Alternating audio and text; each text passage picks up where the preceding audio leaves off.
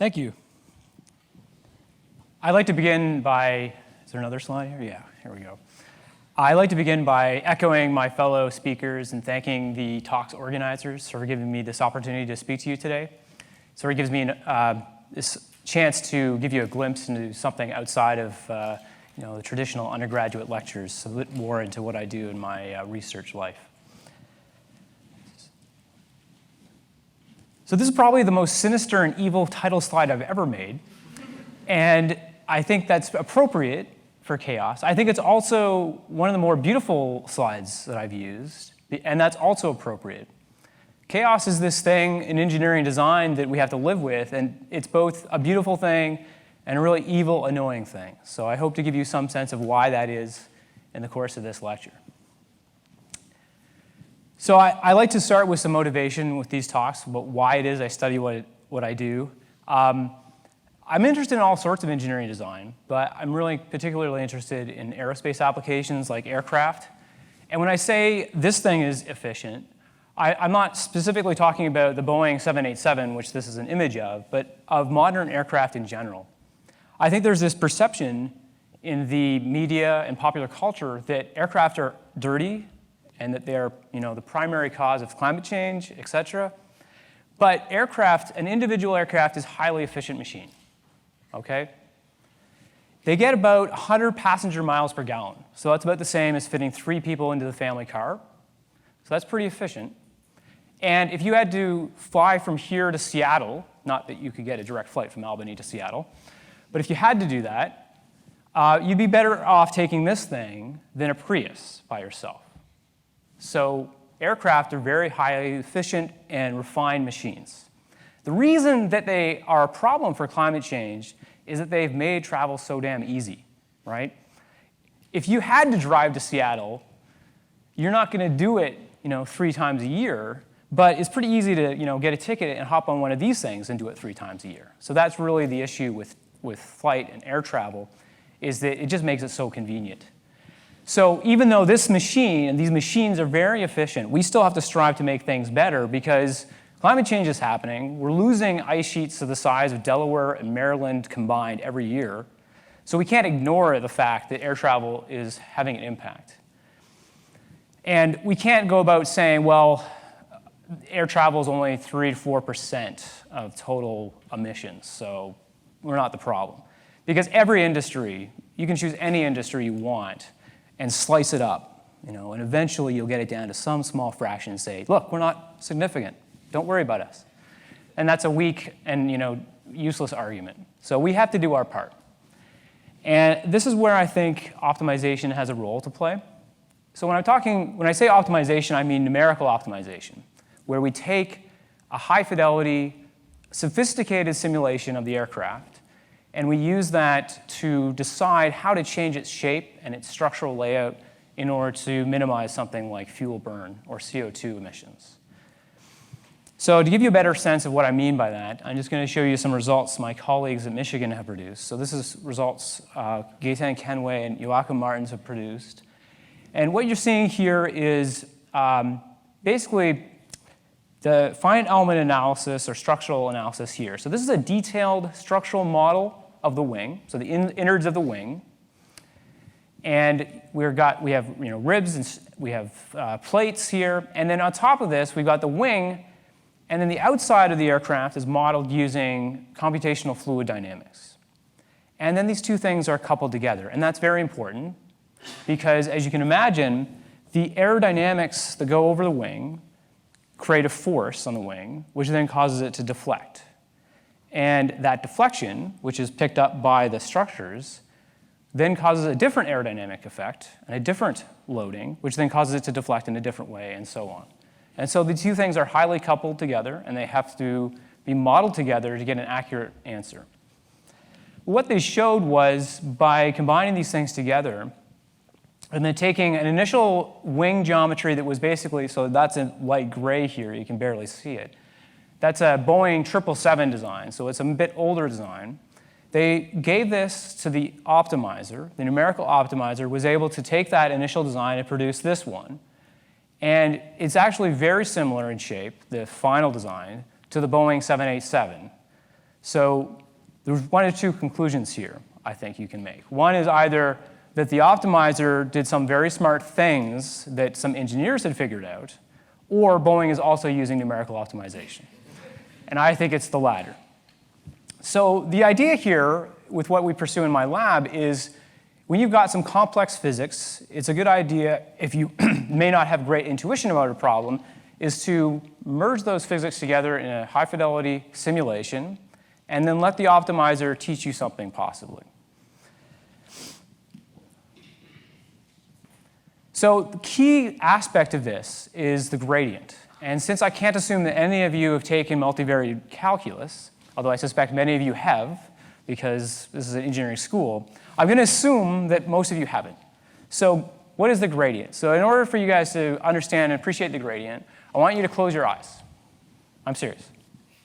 Close your eyes and imagine you're on a mountaintop somewhere, or near the mountaintop. Now, even if it's pitch black out, you cannot see a thing. You, I would argue, can find your way down to the bottom of the valley or up to the top of the mountain. Because your feet, you have a sense of what direction is down. Okay, you can open your eyes again. So this is what the gradient gives us. The gradient tells us what direction is down, or if we want, what direction is up. And this is really important. It does this not just in the case of like a two-dimensional space on the mountain. If I have to choose between right or left, that's one thing. But the gradient also tells us what direction to go in n-dimensional space. And that's key because if I go back to this here, there's a lot of variables here. There's thousands of variables in the structure and in the shape of the wing. So I, as a human, cannot look at this and say how to adjust each one of those thousands of parameters. But by using the gradient, I can detect which way to go and improve the entire model. All right, so I'm about halfway through this talk, and I haven't even mentioned chaos yet. So let's bring chaos into the picture. So this is the best way I can introduce chaos, I think, is to go back to the Lorentz ordinary differential equation. So this is a solution to that ordinary differential equation. This ordinary differential equation is famous because it introduced the mathematical world, I would say, to the notion of chaos and the problems and interesting dynamics it produces.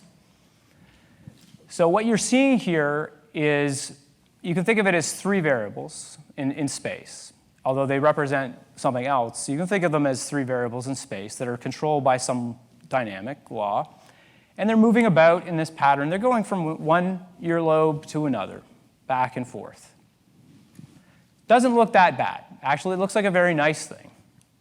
So why is this a problem? So in order to get a better understanding for the challenges that this poses, I'm going to ask you to think about just one of the variables in this case, maybe the height, the vertical component, and how it behaves over time. So how does it actually look if we plot it out over time? So what I'm showing here is the z variable. So that's the height, say, of this particle as it moves around the two lobes. And I'm plotting how it varies as we change time. So I'm going from 0 to, say, 40 seconds. And you can see this nice sort of oscillatory pattern that arises. It starts out nice, gets growing a bit bigger, and then it goes into this sort of rhythmic pattern here. What you'll notice, though, about this, and I should say that if this is a bit too abstract, which I think it is, you can imagine that this is the drag on an aircraft. So if you could somehow put some way of measuring the drag on an aircraft, and then measure that drag over time, it would look something like this. It's not going to be a constant. It's going to vary. It's going to change slightly. And it might change at a very small level, but it will change. So what I want to bring to your attention here is that it's not, I said already, not a constant. It's also not a nice linear function. It's not quadratic. It's not even periodic. And this is sort of the rub here, is that it's oscillatory, but it has no pattern. I can't pin down the pattern here. I can't say that every 5 steps there'll be a higher peak, or every 4 steps there'll be a higher peak. There's no pattern that I can find. All right. At the end of the day, I personally do not care what is happening to the drag at time t is equal to 20 seconds. I don't care. What I care about more are the statistics. I want to know what is the mean drag. How is drag changing over many seconds, in an average sense? All right, so what I'd like to do is I'd like to take this information and average it out. So I get something around, say, 27 here. All right, if I was to average all this data over time. That is when chaos really starts to bite me. So let's see what's happening here. So the problem is that the gradient does not the chaos does not play nice with the gradient. In order to explain that, I'm going to have to take those statistics I was just describing and plot them out over a parameter range. So bear with me as I explain this plot. But what you can think of here as this parameter rho as being some shape, parameter of the aircraft wing. Let's say the span, so how wide is the wing? Let's say that this is my parameter rho, and I'm varying it. Let's say I've selected some span value, 40, for instance. And then I put my aircraft in the wind tunnel, I measure the drag for a long time, well, in this case, 40 seconds, and then I average that drag out, and I get a value around here for my drag. Then I can repeat this study for many different spans in my aircraft, and then I get this plot that looks like this. And what you'll see is that, yes, there's a very noticeable trend. There's a bowl-shaped trend here, but there's a lot of noise, right? If I just perturb a small distance away from 40, I get a big, huge sort of spike in noise in my drag. And you might say, well, Professor Hicken, you're not going to be flying your aircraft for 40 seconds. You're going to be flying it for much longer. So let's do that, because that certainly should get rid of some of the noise, and it does. Every time I increase this amount of averaging period, I get less and less noise. The noise goes down. And I think all of you in the audience can now clearly see exactly where our minimum lies. Problem is, I'm not going to design an aircraft with just one parameter. I'm going to design it, like I said before, with hundreds or thousands of parameters. And I can't myself find a bowl in a 1,000-dimensional space. I need the gradient to do this for me. The question is, will the gradient see the bowl? And the answer is no. Because if I zoom in here on this part of the domain, I zoom in between a span of 43 to 45, this is what I see.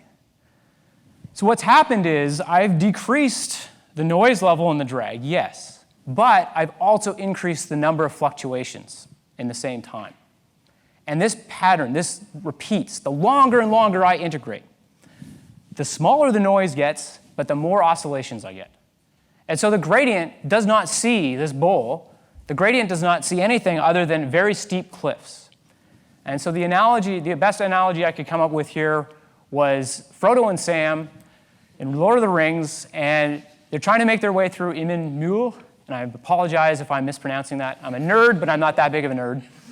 And they are stuck in these crevasses, right? They cannot see beyond where they are in the valleys. And the gradient is experiencing the same thing here. The gradient is stuck down here. It doesn't know if it could significantly reduce the drag if it jumped way over there. It just can't get itself out of the valley. And that's despite the fact that, if I go back here for a second, clearly as humans, we know that there's better performance to be had. But the problem is we can't work in the 100-dimensional space or 1,000-dimensional space. And the gradient, on the other hand, can't deal with this noise. And I wish that I could come to you today with a solution to this, but this is why this is part of my active research that we do, is that I don't have an answer for how to deal with this conundrum. And I think that this problem really needs to be solved, not just to make better aircraft, but because there are all sorts of technologies that are chaotic. Here's some here, like internal combustion engines, Internal combustion engine, aircraft combustor, tokamak fusion reactor. These things all depend on highly chaotic, complex physics. And generally speaking, we're interested in the time-averaged quantities here. We might be interested in, say, the energy output of this fusion reactor. And in order to design this using the techniques that I like to use, I'm kind of in trouble. I need to solve this problem in order to use the methods I want to use on these sorts of problems. So this is one of the focuses of my group, and this is what we work on. And hopefully in the next 4 years, maybe my lifetime, we'll figure it out. Thank you.